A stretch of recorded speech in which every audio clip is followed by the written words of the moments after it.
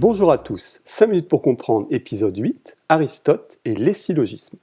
Cet épisode fait suite à l'épisode 7 de la série 5 minutes pour comprendre, intitulé Aristote et le syllogisme. Reprenons le syllogisme de l'épisode précédent. Tout homme est mortel, or Socrate est un homme, donc Socrate est mortel. Chaque proposition est affirmative, il n'y a pas de négation. De même, chaque proposition est universelle.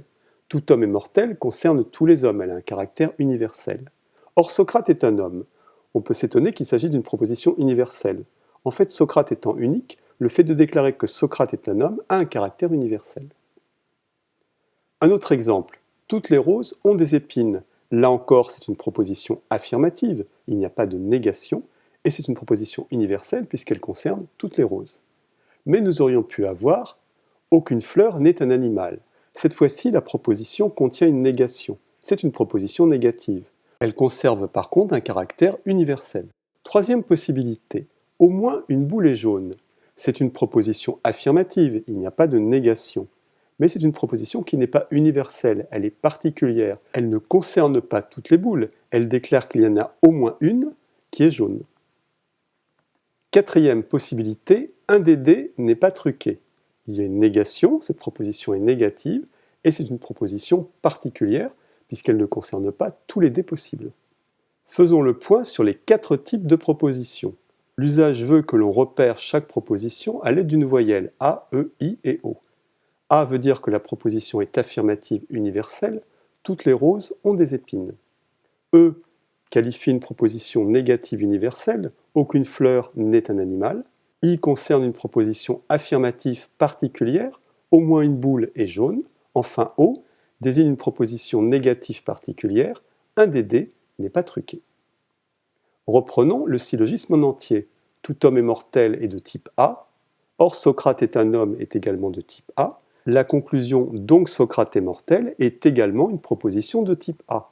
On dit qu'on a affaire à une structure AAA, moyen mnémotechnique, Barbara. Peut-on trouver d'autres moyens de distinguer les syllogismes? Oui, en introduisant la notion de figure, qui va consister à distinguer la position du moyen terme. Rappelez-vous, le moyen terme, c'est l'élément que l'on trouve dans la première prémisse et dans la deuxième prémisse, mais qui est absent de la conclusion. Reprenons notre exemple favori. Tous les hommes sont mortels, or Socrate est un homme, donc Socrate est mortel. Le moyen terme est marqué ici en orange, c'est homme.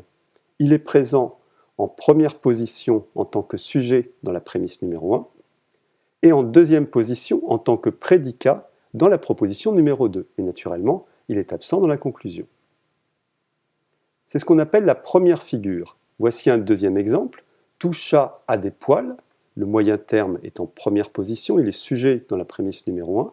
Or, Félix est un chat. Le moyen terme est en deuxième position, il est prédicat dans la deuxième prémisse. On distingue maintenant 4 types de figures. Aristote en distinguait simplement 3. La première que nous venons de voir, la deuxième où le moyen terme figure en deuxième position dans la prémisse numéro 1 et numéro 2. Les canaris ont des plumes, or Titi n'a pas de plumes. Plume, qui est le moyen terme, se retrouve en deuxième position, c'est-à-dire en tant que prédicat, dans les prémisses numéro 1 et 2. Conclusion, donc Titi n'est pas un canari. Troisième figure, le moyen terme se trouve en première position dans les 2 prémisses. Quelques hommes n'aiment pas Brahms, or tous les hommes sont faibles. Conclusion, donc quelques faibles n'aiment pas Brahms. Quatrième figure, celle que ne retenait pas Aristote, appelée figure galénique, où cette fois-ci le moyen terme se trouve en deuxième position dans la première prémisse et en première position dans la deuxième prémisse. Tous les cadres ont un costume, or aucun de ceux qui ont un costume ne sont ouvriers, donc aucun ouvrier n'est cadre. Mais du coup, nous avons affaire à un grand nombre de types de syllogismes différents. En effet, cela fait 256 types différents. Heureusement, ils ne sont pas tous valides, et en réalité, seulement 24 types de syllogismes sont concluants, c'est-à-dire qu'ils sont valides. La syllogistique, c'est-à-dire l'étude des syllogismes, est un sujet très vaste.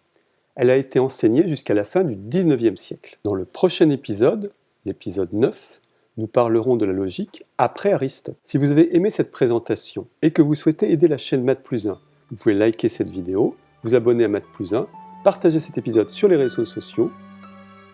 Retrouvez la chaîne sur Facebook, Instagram et Twitter.